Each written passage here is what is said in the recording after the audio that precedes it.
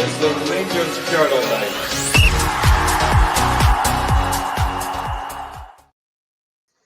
Hello and welcome everyone to the Rangers Journal News Show on this Friday afternoon. It's a glorious day where I am in Perthshire. Andrew, how about yourself? Is it like where you are? Do you know what? It's actually quite nice down south. It's not a cloud in the sky, not like yesterday, but it was a bit overcast. Absolutely lovely. Bring on summer.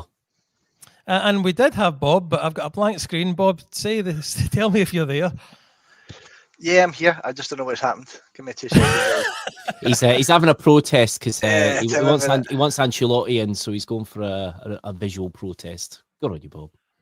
Well, I'll let you play around with Bob. If I can still hear you, I'm fine. I'll come to you. But Andrew, this may not be news in regards that we know anything more about it. But this morning, I was woken to a message in our group chat that Davide Ancelotti has decided to wait another couple of weeks to join us and go away with his dad with the Brazil team. Now, if you're like me and this week totally bought into the Ancelotti Express, I think you called it, I was really disappointed this morning to hear that he's going to be going away with his dad. What did you feel about hearing that?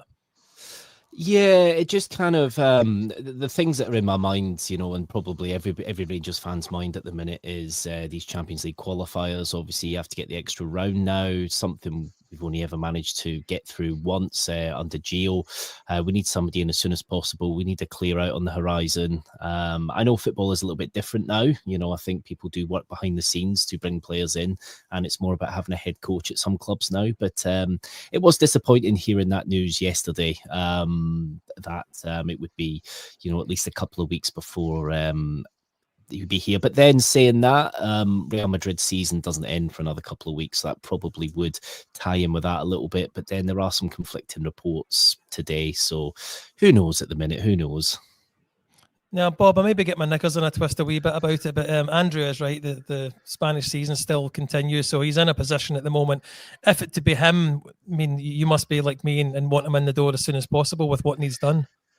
Yeah, exactly. I just, I was talking about it the other night on the way to the game. Is that our last game's on Sunday, which again we'll probably touch on. But I would like to think that come Monday there's some form of announcement. I'd really like it to be done. Because obviously Sunday is the end of the season. There's no cup final to look forward to for us this year. So to me, Monday would be the ideal thing to say, look, this is the start of the new season. This is the start of the new venture.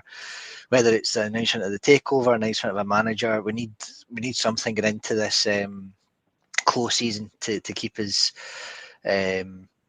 excited, hopefully, and positive moving towards the new season. So yeah, definitely sooner rather than later, Billy.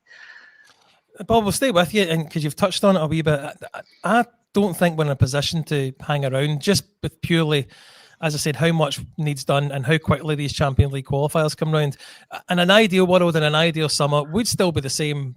The fan base would still want new players to be signed and marched in front of us with scarves above the head as soon as possible. But this season feels, it's like we're saying this every season, but this season feels very important in regards, we'll talk about it in a wee bit as well, we're likely to get new owners announced sooner rather than later, and the manager definitely needs replaced, and we can talk about Barry as well with some of his comments during the week, but we don't have the time, in my opinion, to be hanging around another couple of weeks. Yeah, I mean, again, I think it was something that we've probably touched on it in past pods, even over the last few weeks with the fans forum, Billy. It was that, regardless of, and again, this is obviously coming more from the board level than it is, from the management team, but they are saying that things are being worked on in the background, regardless of the manager situation, as much as that's still in a priority. They're still looking at, again, just as you touched on, and we've touched on it, and for too many years now, pre-season location, signing, candidates, again, the fact that we're having to look for another manager again, all these things need, confirmed as soon as possible, if not already. I'm sure there's obviously been work done in the background by the club itself rather than just a management team, but I certainly feel that, again, we're going into a period of uncertainty with the club that we've just had far too often over recent years, and the sooner we break from that tradition, the better. Andrew, that's a good point with regards to the players and working on things like that in the background. I'm assuming that if someone like Ancelotti to come in as this kind of coach, that's not going to be a particularly big deal as regards the signing aspect of things, because the director of football side of things should have been working on that already, and the players that we're hoping to sign in the summer should already kind of be in a row, if that makes sense. Do you think that's what's happening? I do. I think there's a lot of work going on in the background at the minute. Obviously, you got Thirlwell there, brought in from Everton. You've still got, Coppin, and they'll be working on looking at who's been moved out of the club and who we're replacing them with. It's modern football now. Obviously, there are still managers in the game that get a say on what players they want to bring in, and there are still elements to that. I think a manager will still get a say on about one or two players for his system and his way, but I think a lot now it's about being a head coach, and it's about being that person that's able to put that into the players, put into what the kind of people above want, in a sense. It's modern football. Does it always work? No, not always, but I think that's probably the route we'll be going down now, because even though the takeover isn't completed yet, you've seen Andrew Kavanagh a lot at Ibrox this week. A lot of the American consortium from the 49ers enterprises are in the building. So they're essentially doing stuff now. They're not just here on their holidays. They are putting stuff in motion. And I do imagine that there is an extensive list of candidates, much like we did when we had Gerrard. We did have that kind of file on the shelf for when the day came that he did leave, and we did replace him with Gio, which did seem to be the right appointment at the time. So there are other candidates. That was said in the week, but will it disrupt things too much? I don't know. I would rather have somebody in place, though, as soon as possible, just to get your style, get your ethos, get the way you want to play across sooner rather than later. Let me stay with you, Andrew, and get your feelings on the coach type of manager position, which I think is what the club will be looking at, just with the other positions you mentioned being filled already. When we had Gerrard for me was your typical manager, even in a kind of Walter sense, that type of person that's in charge of everything, really. The fans wanted Gio. Let's not pretend we didn't. We for the most part wanted Gio. For the most part wanted Beale. For the most part wanted Clement. To be fair, okay, maybe Muscat was in there too. But all three of those types of managers for me were meant to be this moving on to the coach type arrangement there. We heard it at the time. If we change manager or whatever the title is at the time, it won't cause too much of a disruption. Well, nothing has been further for the truth, because every single time one of these managers leaves, it's a massive rebuild, and we're now at that stage again. Would you prefer the pure coach type manager going forward? I think it's very difficult with the way clubs operate now. There's a side to me that says yes, but then there's an element of, we did that with Beale a little bit. We gave him a kind of transfer budget, which was quite a substantial budget, and that really didn't work. Probably because at the time we didn't have the key men in place up at the top. It's a difficult one. I am old school. You speak to me, I'll say I prefer 4-4-2. I think a lot of us do. We're from that era. So, I'd rather have the man there at the side of the park, choosing the team, choosing his players, and getting his style of football across. Because I don't think, sadly, that the type of Alex Ferguson manager would really work now with that kind of structure that a lot of modern clubs have, sadly. Bob, how do you feel? Because I feel Andrew's position or opinion on it leaves us too open again for this huge loss and waste of money. Yeah, I think it's difficult, Billy. I agree to a certain degree with what Andrew said. I think the way most clubs operate now, there is some form of sporting director of football in place, and really the manager, as we would term it, is more of a head coach. So it is an interesting one. I think the days have passed, as Andrew touched on, like the type of Alex Ferguson character it's not conducive to the players. The players have been brought up in a different era, a different generation now that wouldn't allow them to, the tough love aspect maybe isn't as good as it was in years gone by. So I do think, again, as we keep touching on it, it's vitally important that this head coach is backed, which we think he will be coming in under new ownership, but also that he is able to very quickly implement and put a stamp on the team and a style of play, which again we've all discussed at one point or another over the last year, 2 years, 3 years, that we just don't see with this Rangers team. We said it so many times over the last year to 18 months with Clement that we just couldn't see a style of play. We didn't know, yes, it was a 4-3 or 4-2-3-1, but the players that he has either aren't good enough or they're just not used to playing in that particular formation. So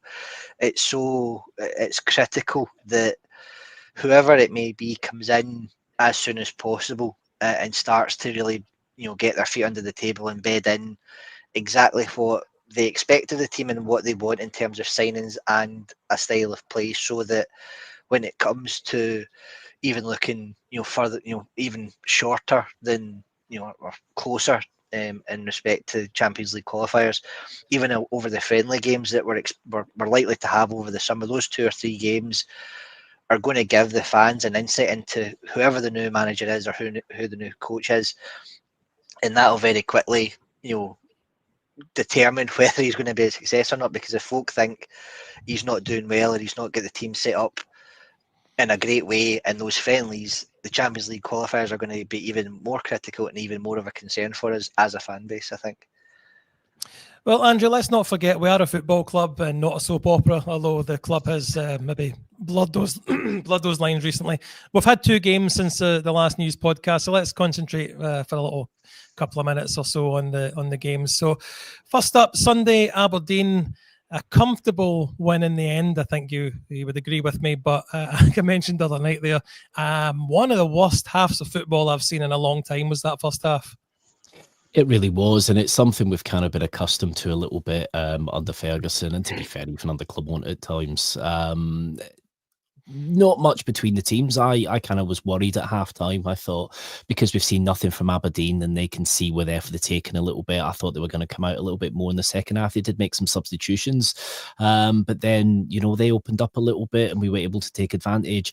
Always nice to beat Aberdeen. It's a team we should be beating more routinely than what we do. The stats probably don't lie with that either. I think we probably do win most of the games, but it never feels like we do. But yeah, they had a great run at the start of the season, but they are a very average side at the minute. And I think we've got to treat them with the discontent that other teams from, the same city do, because, there's a team that always walks over them.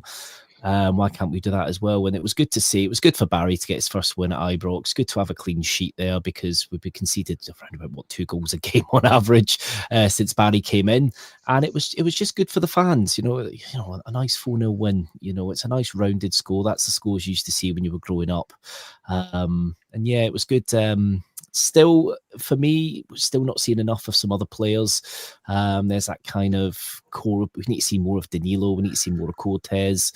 It was a shame we just couldn't get to see as much of these players as we'd like to at the minute. But a good result on Saturday or Sunday. Was it Sunday? No, it was Saturday, wasn't it? Can't remember. Was it Saturday? I'm sorry. I have no idea. I have no idea, actually. I have no idea. Every day's measured into one for me at the minute. That's fine. And Bob, let's talk about some of the players he's mentioned there, and feel free to talk about the game as well. But an absence of time for younger players, but also Cortez and Danilo. Barry made kind of, I'm not assuming it was about Cortez, but I got the feeling it was about Cortez that some players that aren't getting game time just don't deserve it because they're not showing enough in training. That, for me, with the transfer fee we've got to pay for him, it's a real big worry, because for that kind of price, that's a player we need to be kind of forming at least the attacking side of the team around. Yeah, no, I agree, Billy. I think probably just even over the course of the 2 games, I know we'll touch on Dundee United in a moment, but the Aberdeen game was just that, as Andrew said, first half was turgid. Really nothing from either side that would fill you with excitement, actually. I think I put it in the group chat, but I certainly told my wife when I come home at half time I was falling asleep. It was that bad, which I think just goes to show the state of the game in that first half. But again, overall, as you said, happy to see Barry get the win, happy to see a few goals getting in as well, because again, goals at Ibrox are always good to celebrate. The fact that again, brought on the likes of Tom Lawrence, that this up and coming Welsh superstar that we're hoping to get many, many years of use out of. Again, baffling for me, considering he's coming to the end of his contract, and yeah, just as you said, even with Danilo and Cortez, the fact that the signing fee for both of those players is upward of £10 million for us, and we simply cannot waste that type of money, even before the talk of a new ownership, new consortium, and potentially new funds coming into the club were being discussed. Danilo has done well when he's come on. He's had some impact in the games that he's had. Again, just not enough consistency. Same with Cortez. This time last year, I touched on it in the last couple of news pods. We kept saying this time last year, when he gets a good pre-season under his belt, he'll come in. It's like a brand new signing. He looked really good when he came in against Hearts. That again a year ago or so. But even just touching briefly on the game in Wednesday, I know we'll come to it in a bit more detail shortly. But he got on for the last 10 minutes. He looked all right. Cortez looked all right. Didn't do anything that would make me think, oh, this guy's going to be amazing for us next year.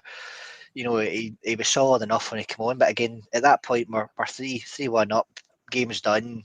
There's nothing that's going to tell us any different about this player. So yeah, I'm concerned that going into the summer, the likes of Danilo Cortez haven't had much game time, and the fact that we're at this moment in time having to pay $4.5 million for Cortez off less than a dozen games here or there, not even full 90 minutes. It's really, really, a lack of minutes. I don't know if they can renegotiate, but yeah, it's certainly a concern outlaying that type of money with no real certainty that he's going to come good for us.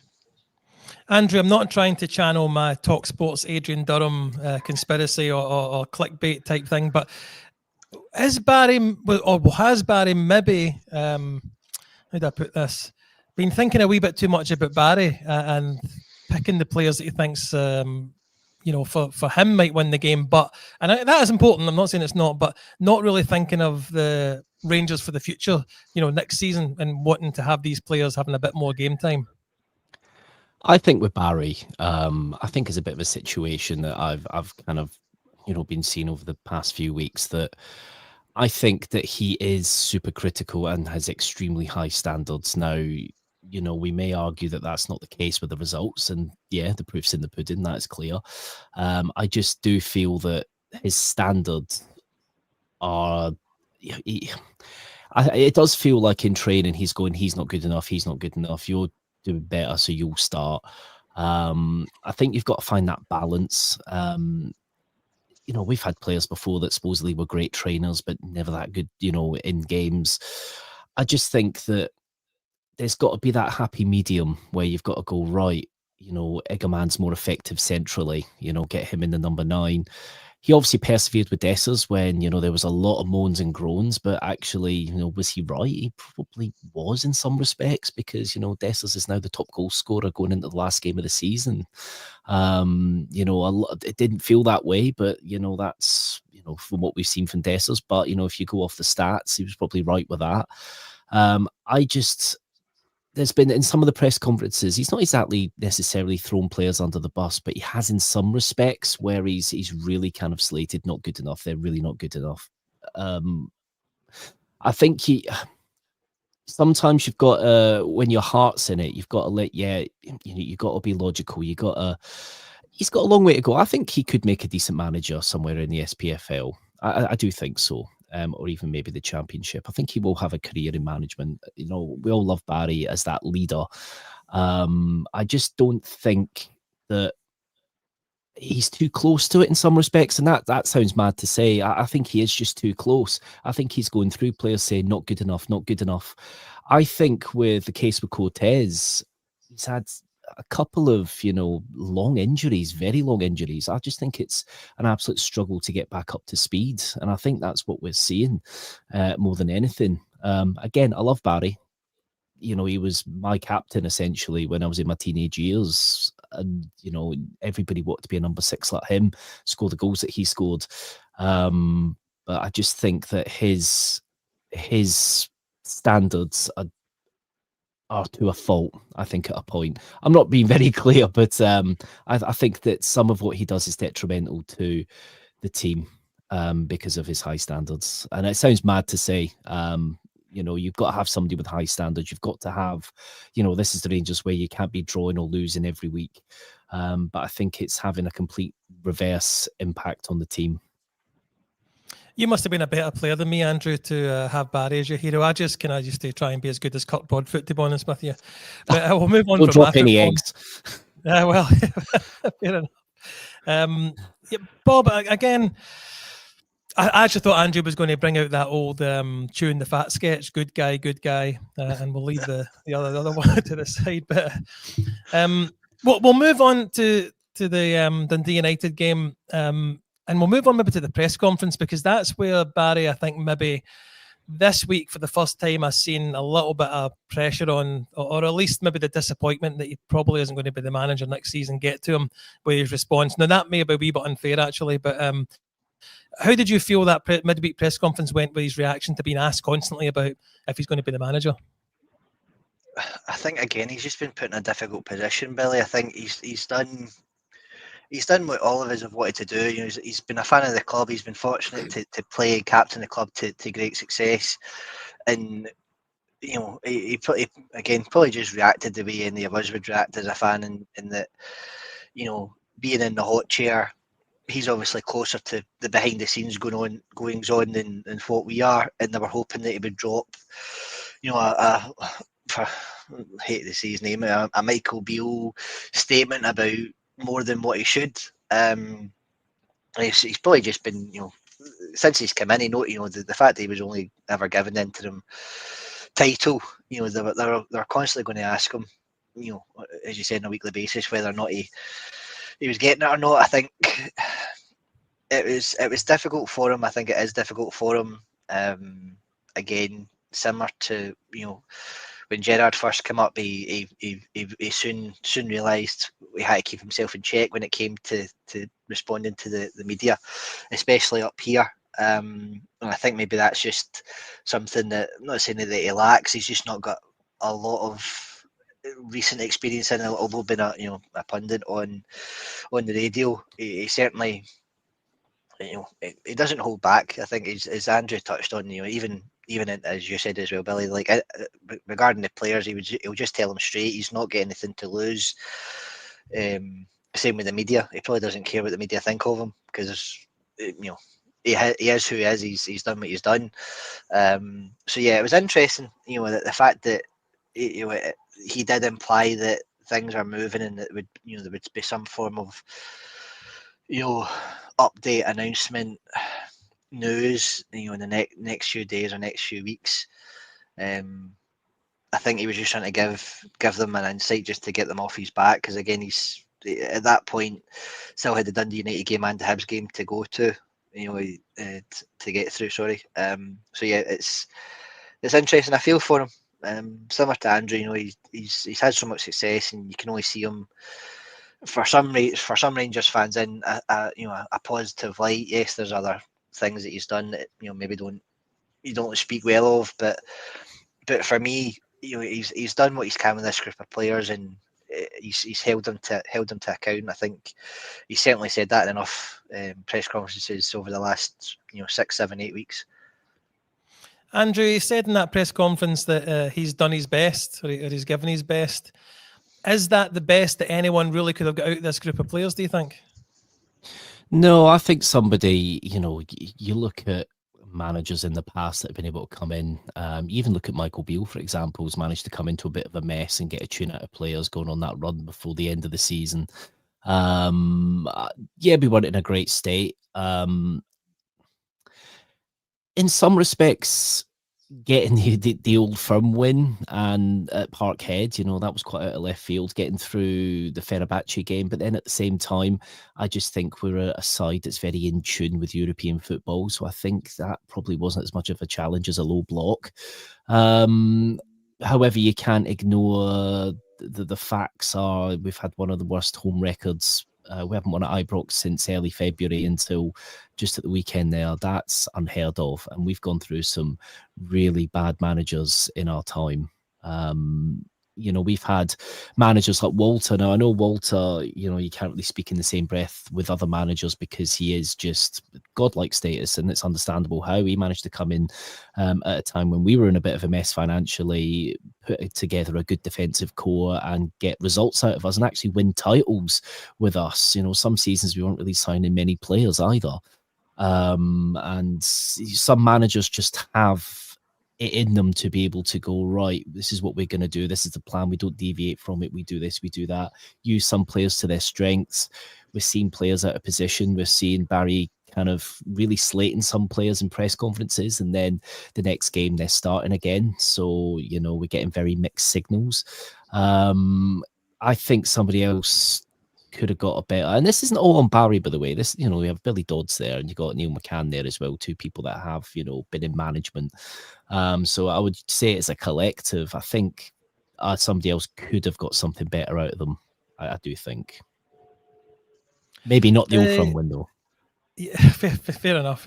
I mean, did Gerrard only have one win at Parkhead? Am I right in that? Did he get any more than that? Two. He had the one in 2019, and then the one in 2020, the Goldson double. That's right. Sorry, I forgot about that one. Look, I'm kind of like I'm advertising this still a little bit, but it does come into it, and I'll stay with you, Andrew, on this. I spoke to Kevin Thompson at the weekend there, so we'll be releasing that interview over the next couple of days, I think. But I asked him about managing at a lower level when he's managing players that weren't as good as him, and how do you manage that? And he admitted it was very difficult, actually. And for him, he had a foil with his assistant manager, I believe, that didn't play to the level he did, so he could be then between, really to explain the gaps between what the manager's saying to the players that weren't as good as him. Barry probably experiences that, although to be fair, the midfield's actually not one of our worst positions in the team. But do you think Barry suffers from that when you were saying he's looking at players in training going, they're not good enough, because nobody would be good enough, or the very few players would be good enough for his standard? I think there's probably an element of that. But again, football's completely different to when he was playing, and I know that wasn't that long ago, but, football has changed dramatically. Yes, he's still been kind of involved in and around the game. There could be an element of that, but then, you've got players you've got ex-pros in that team like McCann, Dodds, who did very, very well for us, actually, considering the players that were in the teams at the time. They were keeping some absolute superstars out of the team at times. I think there could be an element of that. I just feel the overall problem is, obviously, Barry's got high standards. That's how you get the Old Firm win. He G's them up very well. You can see that. I just feel that some managers, you need to put an arm around a player and do that. And I'm sure he does things like that, but you need to coach, players that little bit differently. He's probably looking back at the way he was coached, and of course, because he had, a very good goal scoring midfielder, one of the best around. And I do think you could be right there, Billy. I think there's an element of that, but I think there's also a big element of inexperience that comes in. Not inexperience at being in a position at a club like Rangers, because obviously he was the captain, but I think there is that inexperience of dealing with the managerial side of it, and I do think that is a big part of it. Bob, we did have another game to talk about when we can. Not quite the exact same game as the Aberdeen game, but we do go behind, which is a common theme under Barry's managerialship. Only one this time, thankfully, and we did kind of reply fairly quick. But when Dundee United scored from that corner, I felt Tav was very much at fault. I maybe be too harsh, but he just seems to let his play get away from him and jump him. And of course, it's a nice finishing header, but no surprise for me to go down and the crowd to be silenced. Yeah, I mean, obviously the numbers in the crowd weren't great anyway, obviously just being the last home game, with nothing to look forward to in terms of walk grounds. Being at that end for that goal, I agree with you, Billy. Tav was pretty culpable for it. Lost his man, boy got a free header. Butland couldn't do very much about it. Not unusual for Tav to lose his man for a corner. We're very fortunate that Jeff, they put a great cross in for Dessers to equalise, and we went in at one each at half time, which was great to see. Again, whether or not Barry had a rocket for them at half time, who knows? But they certainly came out and played, I felt, slightly better in the second half, and obviously went on and got another couple of goals. Obviously for Raskin and Dessers with the penalty, which I think, again, being at that end of the ground for the penalty, I think there was some discussions between Dessers, Tav, and Raskin on the penalty taker, which obviously Tav graciously gave to Dessers to get his 50th goal overall for the club, and as you touched on, to become the top scorer in the league. I think it was with 17, so he's one ahead of Maeda going into the weekend's game. So yeah, it was a decent enough game. I think second half, as you say, it certainly picked up in terms of I say attractive football getting played, just kind of better all over the park. And yeah, it was what it was. Last home game of the season. Happy to see the guys win and have Barry go out on a positive note at Ibrox. Andrew, a lovely finish from Dessers for the first goal. A lovely finish for the penalty as well, taking him to the 50th goal.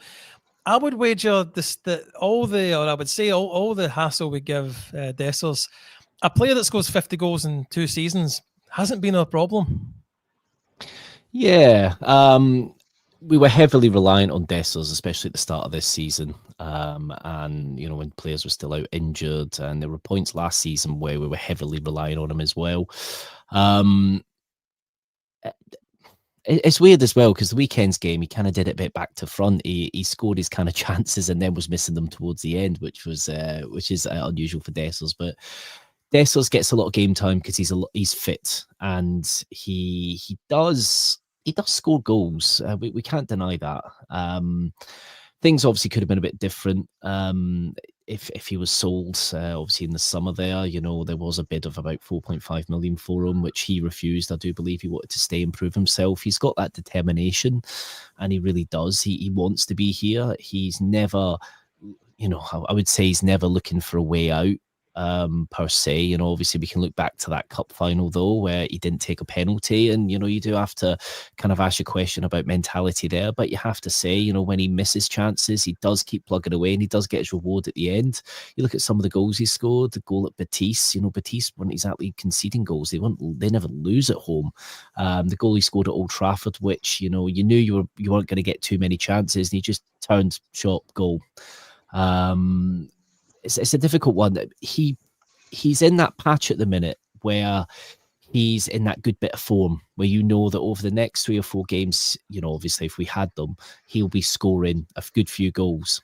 Then he'll drop off a little bit, which is the time where if you had somebody else reliable, you'd play them instead, but he doesn't really get that opportunity. So he is playing just about every game.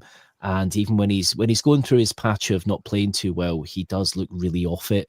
And I think that's the thing. I think we see a bit more of Dessers than we probably should. Even at, a club where he's comfortable, I think you would probably still see less of him. Just because, the way that teams rotate. We never seem to really rotate Dessers. So he doesn't really get that either. At the end of the day, we all go, if you see Dessers one-on-one, you kind of do worry a little bit, because you think, oh, what's he going to do here? You can't help it. It's instinctive because you've seen it before. But 50 goals over 2 seasons, you can't really knock him for that. And we haven't exactly been scoring lots of goals over the 2 seasons either. That's something that we haven't really done very well in a good long time. So, fair play to him for plugging away. Bob, we've got a game to look forward to at the weekend against Hibs, away from home, obviously. I'm going to be doing the pre-match tomorrow, so we'll not go into too much detail on it. But are you looking forward to this? Or are you just looking forward to the season being officially over? Yeah, I think more so just thankfully it's the last game and we can see the back of the season off, Billy. I think Hibs away will always be a tough fixture. We've always found it difficult over recent seasons. I think our last game of last year, maybe the year before, was there as well. They're obviously still in with a shout at European football, so they'll be pushing on that front. So by no means, as we continue to say from our side, a dead rubber game. There'll definitely be some meaty challenges going in. I'm pretty sure of that for this game. But yeah, again, just hope that Barry can sign off for the win. The likelihood is that it'll be the last time we see the likes of Czerny.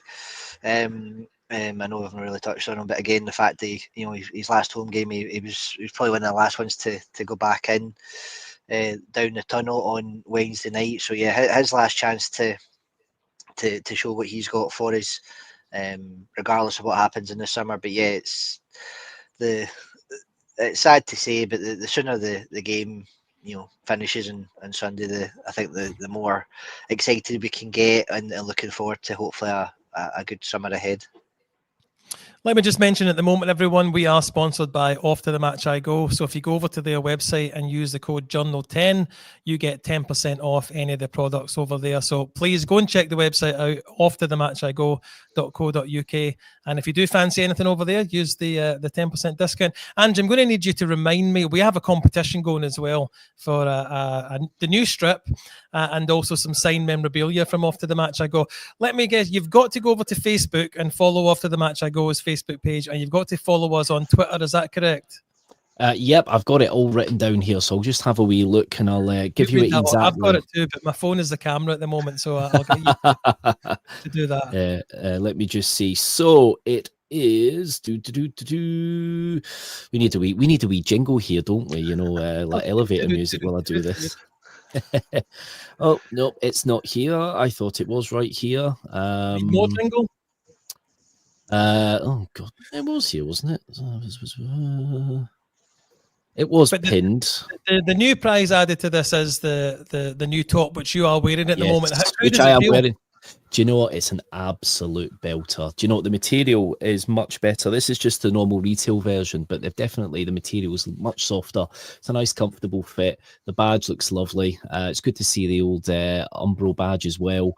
Yeah. It does remind you of some good times. But yeah, no, it's a lovely top, and the detail on it is quite nice. I do want to get the goalie top. You're watching yourself on the screen, Andrew, because you pointed to the. I know. Yeah, no, I definitely am. But it's very reminiscent of the first strip I had, which wasn't the original C.R. Smith, the clear one. It was the one with the kind of squares on it, but that had that same Umbro and Rangers crest on it as well. So I really love that one. So I always like to see it.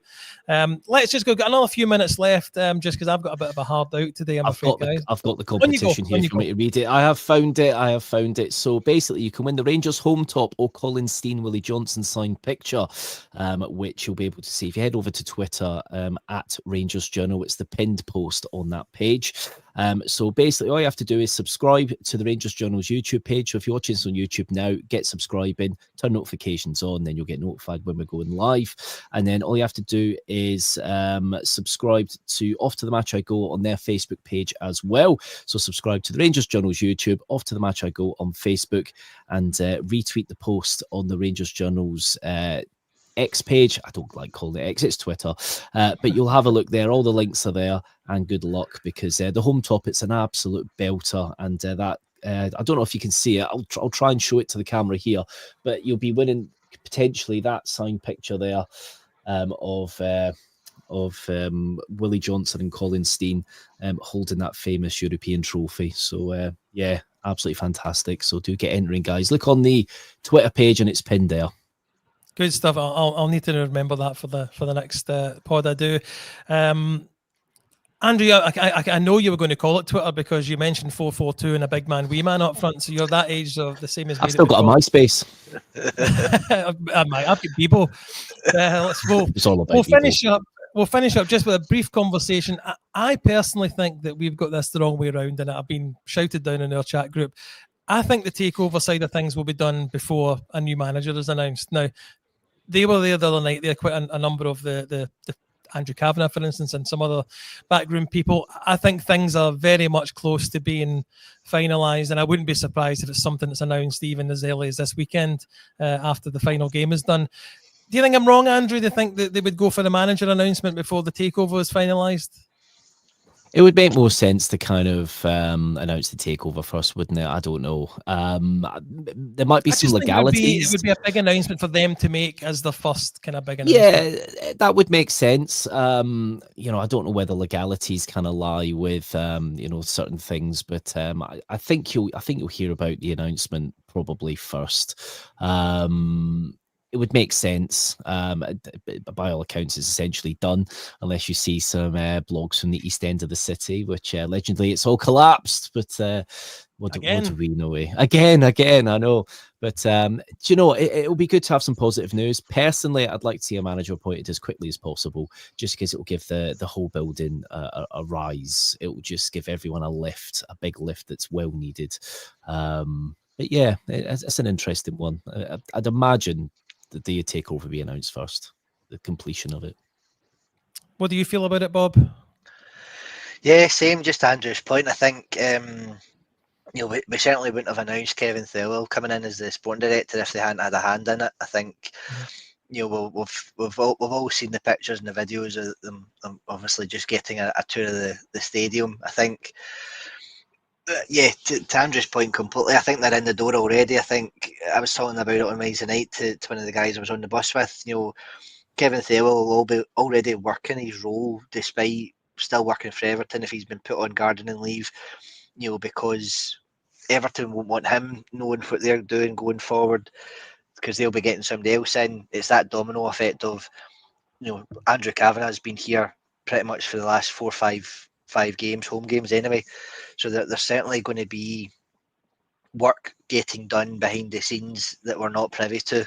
I do think, as you said, it would make more sense to have the announcement of the takeover done first, and then they can then say this is the new era under us. This is the manager that we've picked. Through Kevin's discussions with Kevin Thirlwell, etc., etc. So. Yeah, the sooner both get announced and completed, the sooner we can start looking to, as Scott I think mentioned in the comments there about recruitment, and again we've not even touched on. I just very briefly wanted to touch on how well Lyle Cameron played for Dundee, even though they got beat against Kilmarnock last week. He get the 2 goals. Breaking the line, going forward after between the strikers, and also a shot from outside the box that managed to make its way in. So yeah, he looks like a good player that's going to be coming in the door, in the summer and moving forward. And that's, I think, what we've discussed as well, that we need to be looking to players both domestically and abroad to strengthen the squad. I don't think he's going to be a bad player per se for us. I even seen Alex Ferguson getting a tour of the museum the other night there as well, and I was led to believe that he hated us as well. Anyway, Andrew, thank you very much for coming on. Bob, thank you very much for coming on. Everyone, thank you for watching us at this Friday lunchtime. I hope you have a great weekend. I hope your team wins at the weekend as well. And just remember, every night is a Rangers Journal night. Good night.